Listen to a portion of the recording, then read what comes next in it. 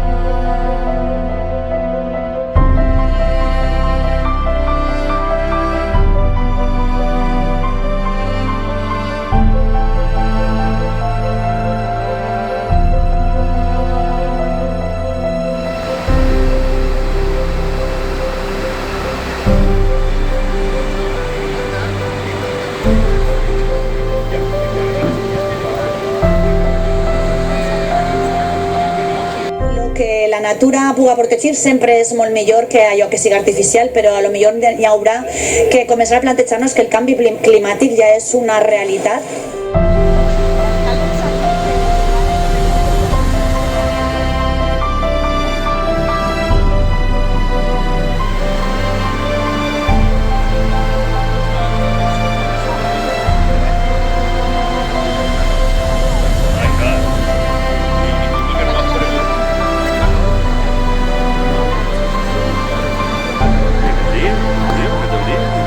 Mira, yo voy a vender de l'hospital.